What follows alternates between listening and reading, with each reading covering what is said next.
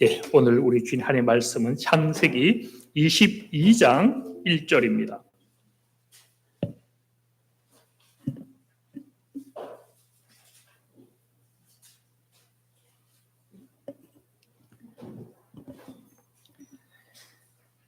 창세기 22장 1절입니다.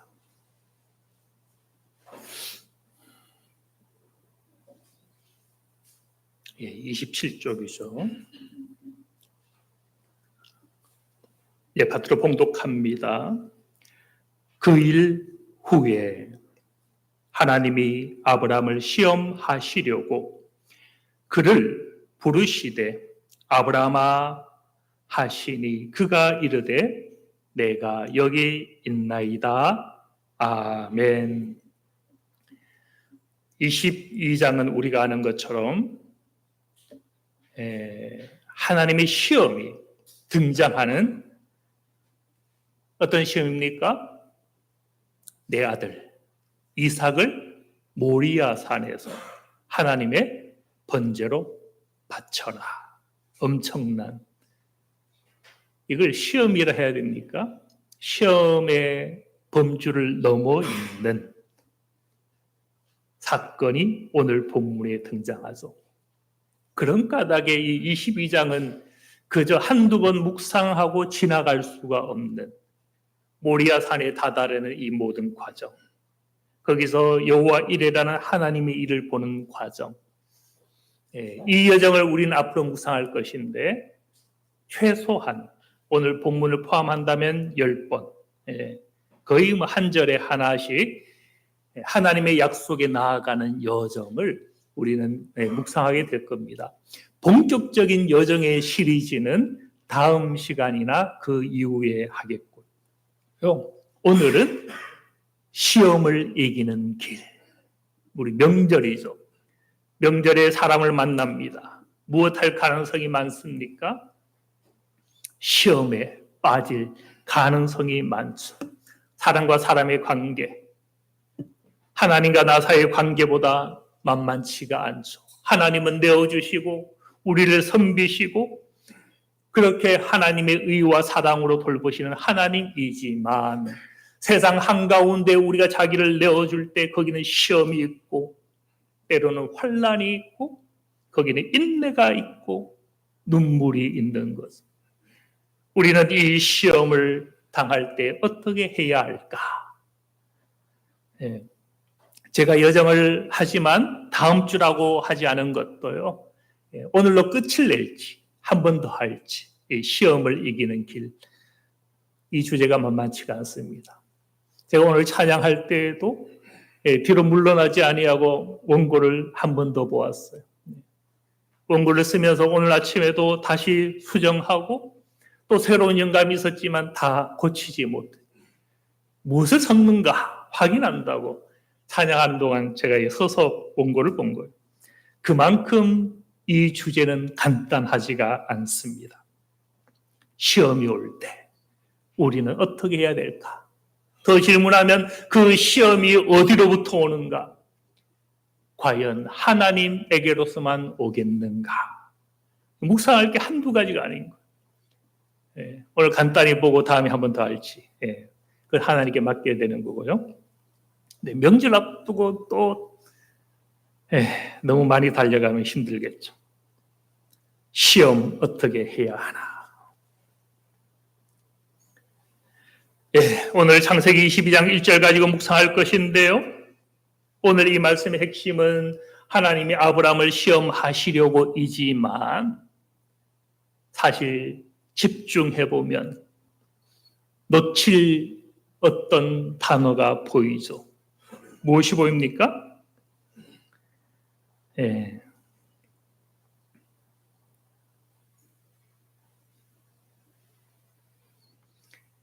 그 일 후에, 그 일 후에. 시험은 여기서 시작되는 것 같지만 먼저 어떤 사건이 있고 나서 그 일 후에 우리는 종종 이 아브라함이 받은 시험을 묵상할 때에 이 사건, 이 토시, 이 표현을 놓치고 있어. 그러다 보니 이 아브라함의 시험에 대한 묵상이 한계가 항상 있더라라는, 엄격히 묵상을 해보면 앞전에 어떤 사건이 있었고 거기도 또 다른 형태의 한 가지 시험이 있더라. 그러면 지금 아브라함이 당하는 시험은요, 두 번째입니다. 두 번째. 첫 시험은 무엇이고 오늘 그러면 다시 갱신하고 있는 이 시험은 무엇인가? 그 간격, 그걸 대비를 해야 우리는 바로 이 아브라함의 시험을 이해할 수가 있고 우리도 살아갈 때 시험 가운데 당할 텐데 그때 어떻게 이길지를 더 발견하기가 쉬운 거죠. 그 일 후에 지난주 말씀이 기억이 납니까? 아브라함이 사라와 더불어서 아들을 가졌죠. 약속의 아들 이삭을 가졌습니다. 그런데 그 약속의 아들 이삭을 가지기 전에 앞당겨서 육신의 방법으로 여종을 통하여서 이스마엘이라는 또 다른 아들을 가진 거죠. 두 아들이 서로 자라면서 무슨 일이 생깁니까? 힘이 있던 이스마엘이 동생 이삭을 괴롭히기 시작했죠. 이것을 사라가 용납할 수가 없는 거죠. 여종의 아들이 자신의 아들을 괴롭히는 것을 어떻게 용납하겠는가? 그런데 하나님은 말씀하죠. 이삭에게서 난 자라야 내 씨다. 그가 내가 너에게 약속했던 너로 말미암아 천하 만민이 복을 받을 것이고 너와 내 씨로 말미암아 천하 만민이 복을 받을 것인데 그 씨는 이스마엘이 아니라 이삭이다. 이 말씀을 하신 거거든요. 그 사건이 왜 아브라함의 시험입니까? 갈라디아서는 그것은 하나의 비유라고 이야기했죠. 이 비유는 교훈만 얻으면 되지만 아브라함 입장에서는 실제의 상황이잖아요. 한쪽이 하나님이 주신 약속이고 한쪽은 육신의 방법을 얻은 육체의 결과인데 이 두 가지를 같이 갈 수 있겠는가? 사라가 요청한 것이 무엇입니까? 내쫓아라. 이스마엘과 하갈 내쫓아라.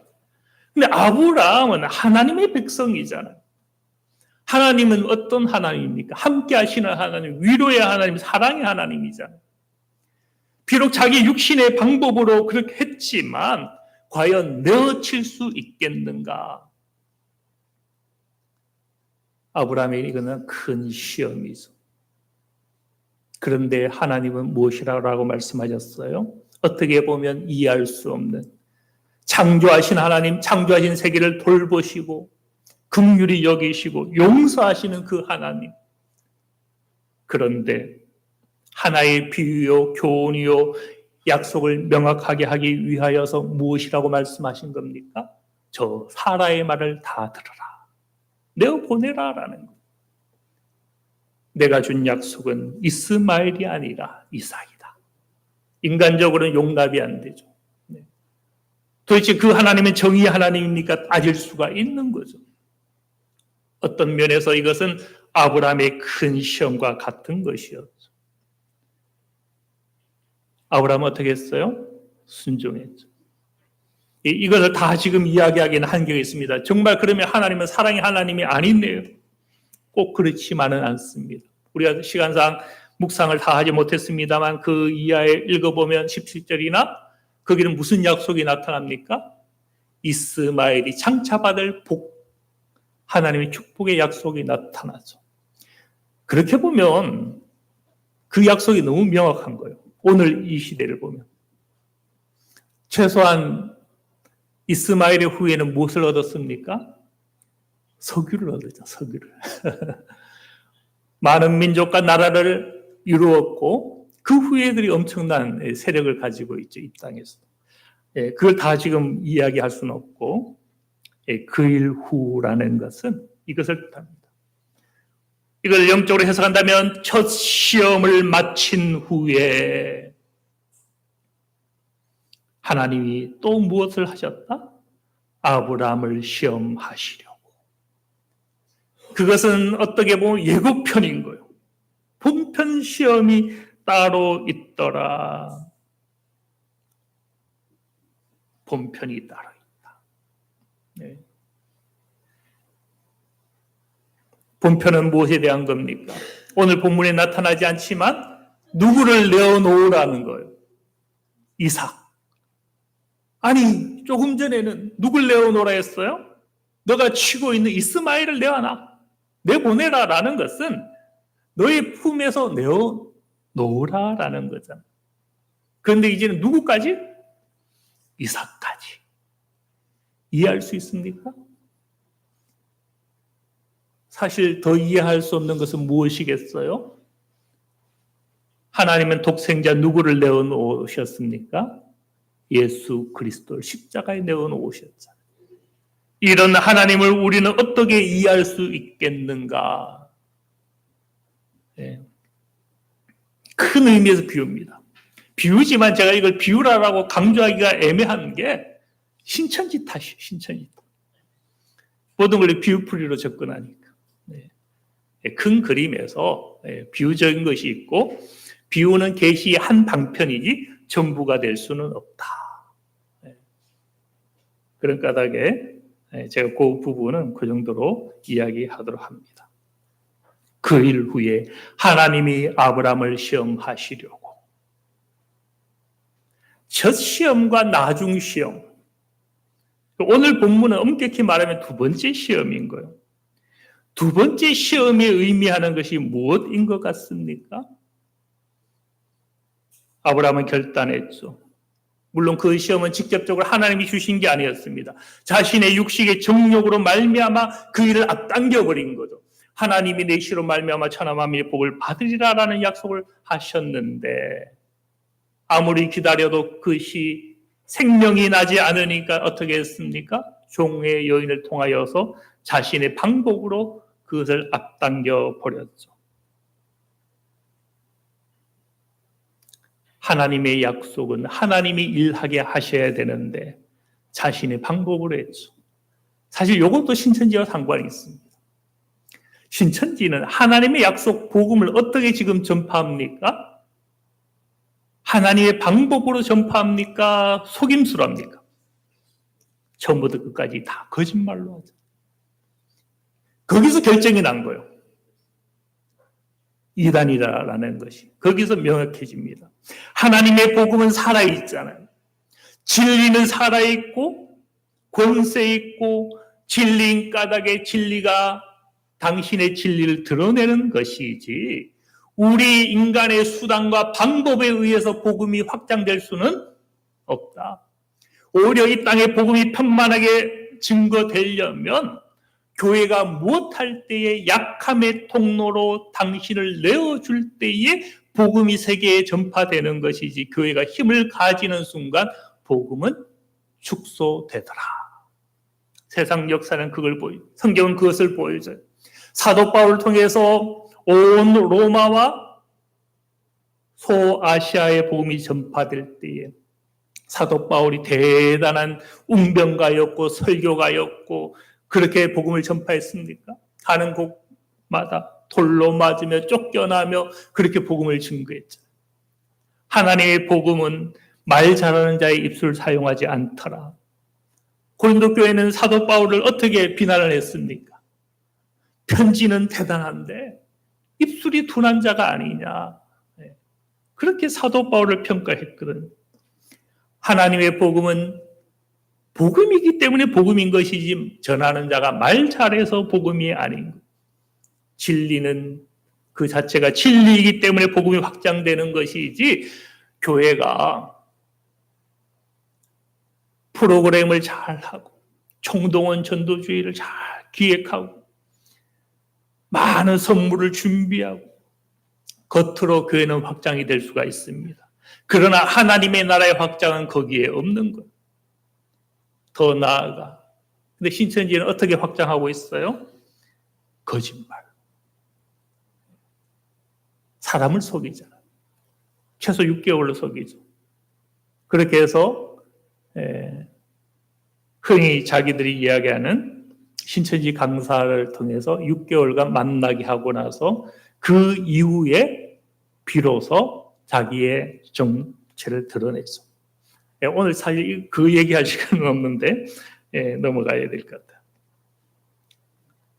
하여튼 아브라함은 이 첫 시험을 자기의 방식으로 하려 했지만 하나님 그걸 허락지 않았고 그 방식으로 난 이스마엘을 무엇했습니까? 내보내게 했죠.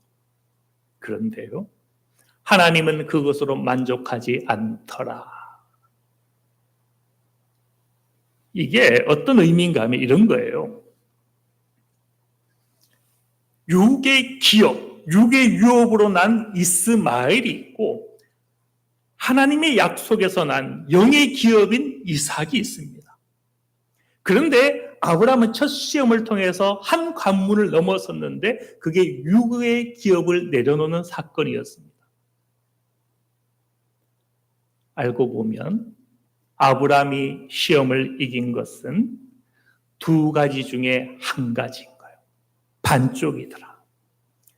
이걸 또 다른 비유를 이야기한다면 맘몬, 바알, 아니면 우상이라고 합시다. 우상이 있고 하나님이 있는데 우리가 아브라함처럼 첫 시험을 관문을 통과한 거예요. 무엇을 한 겁니까? 우상을 따르기를 그친 겁니다. 그전에는 나무에서 빌고 큰 바위나 산을 찾아가고 거기를 숭배하고 따르고 제사하다가 하나님을 믿고 나서는 그것을 버린 거예요. 문제는 그것이 전부는 아니더라. 너희가 바알을 버렸느냐? 그러면 무엇하라라는 거요? 여호와 그분 앞에 나아오라. 너희는 기도자가 될 수 있겠느냐? 너희는 하나님의 말씀을 따라 살아갈 수가 있겠느냐? 그 말씀이 이야기하는 사랑, 그 말씀이 이야기하는 정의와 공의대로 행할 수가 있겠느냐? 그게 하나님을 경배하는 거거든요. 하나님을 믿으라가 사실 알고 보면 그분이 말씀하는 사랑대로 내 원수를 너는 사랑할 수 있겠는가? 내 이웃에 대한 것이 누구에 대한 것이다? 하나님에 대한 것이다 했잖아요. 우리가 율법적으로 여기는 게 사실 알고 보면 세상 앞에서 섬기는 삶에 대한 것.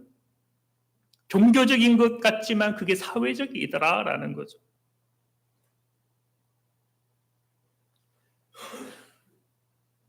그러니까 아브라함이 한 것은요, 바알을 내려놓는 것. 여기까지입니다. 근데 하나님은 어디까지 원하신다라는 거요? 바알을 내려놓았느냐? 그 다음을 요구하신 거죠. 이제 나를 따르겠는가? 나와 함께 하겠는가? 내 앞에 있겠는가? 이걸 우리에게 적용하면 우리는 어떻습니까? 제가 하나님을 믿기로 한 이후에 예수님을 고백한 이후에 점집을 찾아가지 않았습니다.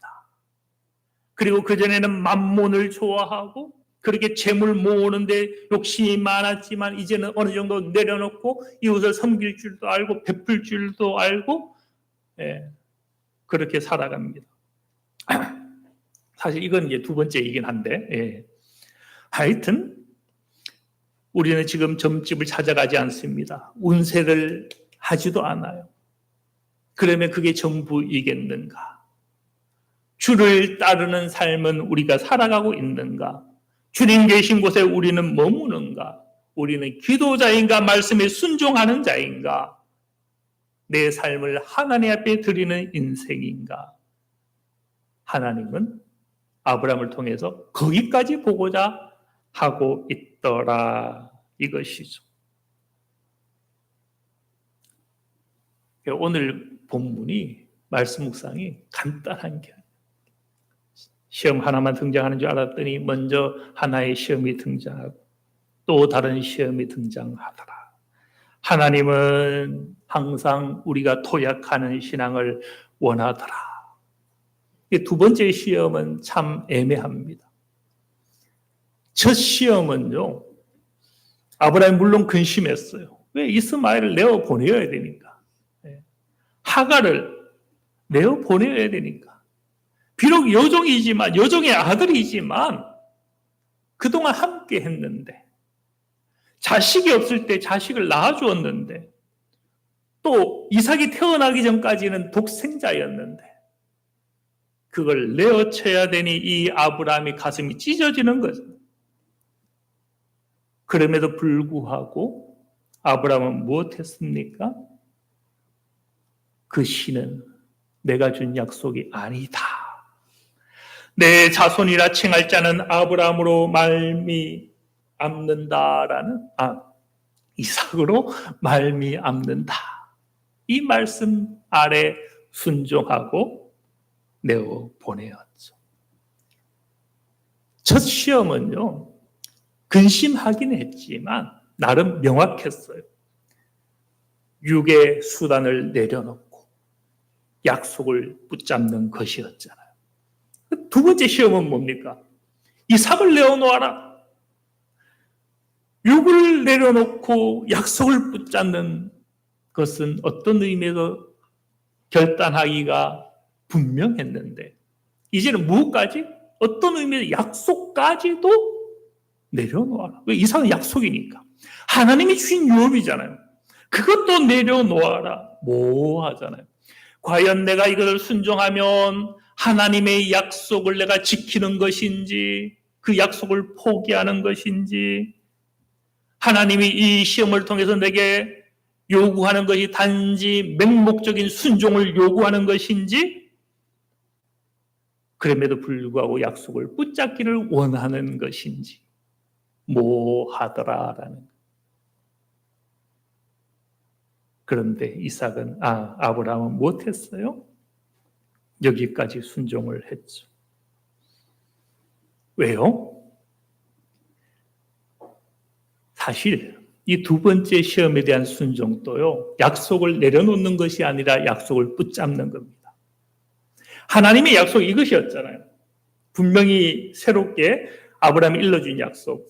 내 자손이라 칭할 자는 누구다? 이삭이다. 그러면 하나님 이삭을 모리아산에 바치라 했는데, 모리아산에서 바치는 거, 번제로 바치는 것은 이삭이 무엇한다는 걸 전제합니까? 죽어야 된다는 걸 전제하잖아요. 근데 이 약속이 이루어지려면 이삭이 죽어야 됩니까? 살아있어야 됩니까? 살아있어야 되는 겁니다. 결과적으로 보면. 이삭이 죽어버리면 이 약속이 이루어질 수가 없는 거예요. 오히려 두 번째 시험도 약속과 상관이 있죠. 하나님의 약속은 살아있는 까닭에 내가 이 이삭을 번제로 드려도 결국 하나님은 그를 다시 죽은 자 가운데서 살려주시겠구나. 이 소망을 가지고. 그렇게 보면 이 부활에 대한 신앙이요, 저 신약에서 시작된 게 아니라 이미 구약에도 가지고 있었던, 이삭은 하나의 그리스도의 부활에 대한 그림자였던 것이죠. 첫 약속도 하나님의 말씀을 의지해서 이스마엘 육의 기업을 내어보낸 것이었고, 두 번째 시험도 마찬가지. 이 약속을 의지해서 이삭을 죽는 데까지 내어줄 수 있었다라는 것이죠. 제가 오늘 이걸 다 하지 못하면 다음 주 하겠다 했는데요. 사실 오늘 여기까지는 어떻게 보면 그거잖아요. 그 일 후. 이것만 가지고 한 거잖아요. 아직 진짜 시험에 대한 건 이제 해야 되는데 조금만 더 하고 결국 나머지는 다음 시간에 한 번 더 해야 될 것 같네요. 시험은 크게 보면 이제 두 가지 시험이 있는 거죠. 이 야고보서를 읽으면요, 이런 말씀이 있더라고요. 사람이 시험을 받을 때에 내가 하나님께 무엇? 시험 받는다 하지 말지니 하나님은 악에게 시험을 받지도 아니하시고 친히 아무도 시험하지 아니하시느니라. 우리는 이 말씀을 읽을 때에 하나님이 시험하신다 아니하신다? 아니하신다. 우리가 성경을 알 때요, 하나만 가지고 모든 걸 판단하면 안 되는 거예요. 이 말씀도 있지만 오늘 본문에 아브라함을 시험하시는 하나님도 계시더라. 시험하지 않는 하나님, 또 시험하시는 하나님에 대해서 함께 말씀하고 있더라. 그런 거죠. 이것도 사실 이제 결국 신천지 비유풀이가 왜 문제가 있는지 알 수 있는, 비유풀이는 결국 그 비유에 해당되는 것이 이거다, 이 단어다 해서 그 단어 가지고 나머지 모두를 해석하는 거거든요. 그런데 전체를 보면요, 한 곳은 시험하지 않는 하나님을 이야기하지만 한 곳은 시험하는 하나님을 이야기하는 거예요. 우리는 성경을 전체적으로 보지 않으면 그냥 하나의 문맥 가운데만 보면 바르게 하나님의 말씀을 알아갈 수가 없는 것입니다. 그러면 일단 여기서 두 가지가 있죠. 시험하시는 하나님이 있고 시험하지 않는 하나님이 있는데, 이 야고보 사도가 말하는 이 시험하지 않는 하나님의 진정한 의미는 무엇입니까? 하나님이 시험하지 않는다라는 것을 야고보 사도가 이야기하려 한 것이 아니다라는 거죠. 시험이 때로는 어떤 경우에 온다라는 거예요. 자기의 욕심에 이끌려, 자기 정욕에 이끌려 오는 시험이 있더라. 그런데 종종 우리는 하나님이 나를 시험했다, 그런 자를 향하여서 야고보 사도가 하나님은 시험치 않는다. 여기 진정한 의미는 하나님은 아브라함을 시험하지 않는다라는 의미가 아니라 내 정욕에 이끌린 것을 가지고 어떻게 하나님이 시험했다라고 이야기하느냐, 그걸 이야기하는 거예요. 그걸 이야기한다. 시험은 무엇이 있다는 거요? 정욕에 이끌린 시험과 하나님이 주시는 시험이 따로 있다. 근데 야고보 사도도요, 조금 전에 시험치 않는다라고 했으면서도 다른 차원에서 시험을 이렇게 이야기합니다. 믿음의 시련. 자기 정욕으로 말미암는 그 시험만 있는 것이 아니라 우리가 신앙생활의 삶 가운데 믿음의 연단과 시련을 위하여서 받는 시험도 있다. 그리고 4절에 보면 무엇이 있다는 거예요? 그 시험은 우리를 온전하고 구비하여 부족함이 없게 하는 연단을 위한 시험도 있더라. 그래서 12절에 보면 그 시험을 참는 자에게는 하나님이 약속하신 생명의 멸류관을 주신다. 야고보 사도가 시험을 부인한 게 아닌 거예요, 분명히. 문맥으로 보면 하나님이 시험치 않는다라는 것은 우리가 정욕에 이끌리고 자기 욕심에 이끌리고 그렇게 달려가 놓고 둘 중에 하나를 이야기하죠. 마귀가 어쨌다, 아니면 하나님. 둘 다 어떻게 보면 놓은 거예요. 자기의 정욕에 자기가 이끌린 것뿐인 것은. 오히려 또 다른 시험이 있죠. 우리 믿음의 연단을 위해서 주는 시험. 또 다르게 이야기한다면 하나님이 주시는 시험이 있더라. 우리는 이왕이면 어떤 시험 앞에 놓이는 게 낫겠어요? 이왕이 아니라 선택 하나밖에 할 게 없죠. 하나님이 주시는 시험 앞에 우리는 승리해야 되는 것이지 자기를 정욕에 내어주고 그렇게 시험 받을 이유는 없는 것이죠. 위로부터 오는 시험, 어떻게 보면 세상이 주는 시험이지만 그것이 박해이고 그것이 하나님의 우리 믿음에 대한 도전일 때 우리가 인내하고 견디어만 된다면 그 시험은 소망이 있어. 또한 우리가 주님과 더불어 받는, 주님과 더불어서 이 땅 가운데 순례자가 되어서 받는 그 시험, 그 시험에는 무엇이 있다라는 거요? 나도 아버지께서 내 나를 나에게 맡긴 것처럼 너희에게도 그 통치, 다가올 그 날을 너에게 맡길 것이고 너희는 내 상에서 먹고 마실 것이고 보좌에 앉아 이스라엘 12지파를 다스리라. 왜요? 12 제자들이 주님과 더불어 동거동락하며 시험을 받을 때에 이와 같은 소망 있는 약속을 하시더라. 소망이 있는 시험이 있어요. 소망 없는 시험도 있죠. 육체의 청력 때문에 부지중에 받는 시험이 있는 거죠. 우리는 이왕에 받을 시험이 있다면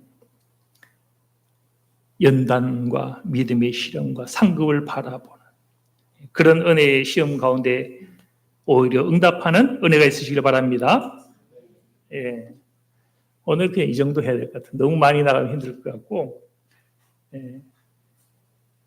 다음 주에는 시험을 이기는 5 원리를 성경적으로 볼 겁니다. 주님을 멘토로 삼으라. 왜? 주님 먼저 이기셨으니까. 주님은 기록된 말씀을 이겼죠. 말씀을 의지하라. 기도의 무기, 기도 외에는 일하라고 말씀하셨죠. 기도의 무기를 써라. 4번째, 기도의 동력자를 가까이 하라. 내 주변에 기도하는 사람이 있습니까? 그 사람과 가까이 하세요. 동력하는 기도는 사람을 살리고 나를 돕습니다. 제가 몇 달 전에 신정론 강의를 했잖아요. 제가 무엇이 있다고 했어요? 울렁증. 사람 앞에 서면 울렁증이 있는 거예요. 제가 이번 아신 신앙연구소 수련회 때 제가 맡은 직책이 있다 보니 그 직책의 비전을 설명하기 위해서 앞에 나가야 되는 시간이 있거든요. 다른 사람은 그 시간이 굉장히 쉬워요. 짧게 이야기해야 되는데 길게 해서 문제가 됩니다. 근데 저는요, 그 짧게 이야기하는 게 부담스러워요. 울렁증이 있어요. 그래서 앞에 나가서 이렇게 했어요. 저는 앞에 서면 피곤하고 말까지 하면 영혼이 빠져나가는 것 같아. 그런 사람이거든요. 그런데 신정론 강의, 철학 강의, 신정론 강의 거의 철학 강의입니다. 그걸 유튜브 생방송으로 하는 걸 제가 맡아서 한 적이 있었잖아요. 얼마나 부담스럽겠습니까? 그래서 기도 부탁을 여기저기 했잖아요. 얼마나 그때 강의가 나름대로 제 생각에 술술 나오는지. 기도의 동력자. 이건 뭐 다음에 한번 하겠습니다만. 그리고 돌아와서 아브라함은 이 시험을 어떻게 이겼는가 3가지를 볼 겁니다. 5가지 원리와 아브라함이 이긴 3가지 원리를 다음 시간에 함께 봄으로 우리가 이 시험 가운데 자유하는, 그래서 약속을 바라보는 저와 여러분들 다 되시길 바랍니다. 네. 기도합니다. 하나님 아버지, 우리 가운데 아버지 나를 보여주시고 그 나라, 그 여정을 향하여 우리가 나아갈 때에 때로는 우리에게 시험이 있고 연단이 있고 기다림이 있음을 압니다. 때로는 눈물이 있고 아픔이 있음도 압니다. 그러나 우리가 말씀을 의지하고 아버지께 주신 약속을 의지하여서 내어보낼 걸 내어보내고 내려놓을 걸 내려놓고 붙잡을 약속은 또한 붙잡고 강구함으로 넉넉히 주께서 그 시험을 이긴 것처럼 우리도 이길 수 있는, 그래서 그 상급, 이긴 자에게 주시는 하나님의 상급을 바라보는 우리 모두가 되게 하여 주시옵소서. 또 우리가 예배 후에 흩어져 명절에 온 친척과 이웃을 만날 텐데 거기서 하나님의 사랑을 나타내게 해주시고 다가오는 모든 시험 가운데 자유하는 우리가 되게 하여 주시옵소서. 감사드리며 예수 그리스도의 이름으로 기도드립니다. 아멘.